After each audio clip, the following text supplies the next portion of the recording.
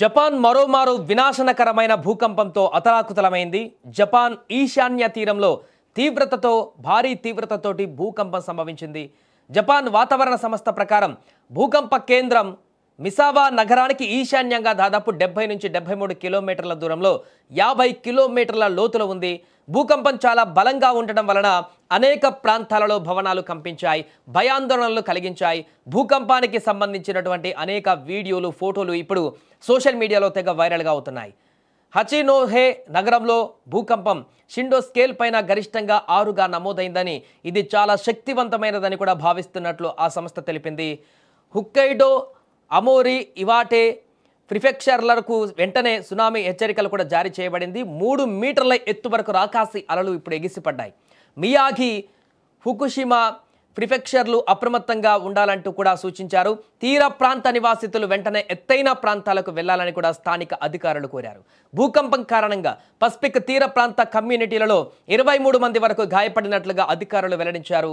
ఇక ఈ శక్తివంతమైన భూకంపం అమోరి ప్రిఫెక్చర్ తీరానికి సుమారు 80 కిలోమీటర్ల దూరంలో 50 కిలోమీటర్ల లోతులో సంభవించింది. తీవ్రత ఎక్కువగా ఉండడంతో హుక్కైడో, ఇవాటే వంటి పొరుగు ప్రాంతాలు కూడా ప్రకంపనలతో వణికాయి. సునామీ హెచ్చరికల నేపథ్యంలో 90,000 మంది ప్రజలు అత్యవసరంగా ఇళ్లను ఖాళీ చేసి సురక్షిత ప్రాంతాలకు వెళ్లవలసి వచ్చింది. అదృష్టవశాత్తు అంచనా వేసినంత భారీ సునామీ తరంగాలు కాకుండా గరిష్టంగా 70 సెంటీమీటర్ల తరంగాలు మాత్రమే నమోదయ్యాయి. ఇక అసలు జపాన్ను ఇంత తరచుగా భూకంపాలు రావడానికి ప్రధాన కారణం Japan Pacific ring of fire ప్రాంతంలో ఉండడం. ఈ ప్రాంతంలోనే ప్రపంచంలోని 90% భూకంపాలు సంభవిస్తాయి. జపాన్ ఖచ్చితంగా 4 ప్రధాన టెక్టోనిక్ ప్లేట్ల కలిసేటువంటి అంచనా ఉంది. ఈ ప్లేట్లో నిరంతరము ఒకదానికొకటి ఢీకొంటూ లేదా ఒకదాని కిందట ఒకటి జారిపోతూ ఉంటాయి. సో ఈ కదలికల వల్ల పేరుకుపోయిన శక్తి ఒక్కసారిగా విడుదలైనప్పుడు మనకు భూకంపాలు సంభవిస్తాయి. అందుకే జపాన్ ప్రపంచంలోనే అత్యంత ప్రమాదకరమైనటువంటి భూకంప మండలాలలో ఒకటి.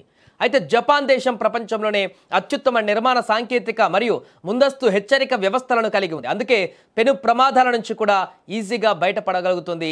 ఏదేమైనా కూడా మరొకసారి అక్కడ భూకంప తీవ్రత అనేది భారీగా కనిపించడంతో ఒక్కసారిగా ప్రజలంతా కూడా ఉలిక్కిపడ్డారు. వరుస భూకంపాలు వారికి అలవాటుగా మారినప్పటికీ కొన్ని సందర్భాలలో వచ్చేటువంటి ప్రకంపనల తీవ్రత అనేది వారిని తీవ్ర భయాందోళనకు గురి చేస్తూ ఉంటుంది. దానికి కారణంగా వచ్చేటువంటి సునామీ హెచ్చరికలు అనేటివి మరింత ఆందోళనకు గురి చేస్తుంటాయి. గతంలో సునామీతోటి జపాన్ ఎంత అతలాకుతలమైందో మనందరికీ తెలిసిందే. కానీ ఈ సునామీ హెచ్చరికలు అంత తీవ్రత లేకపోవడంతో అంత ఊపిరి పీల్చుకున్నారు ప్రస్తుతం అక్కడ.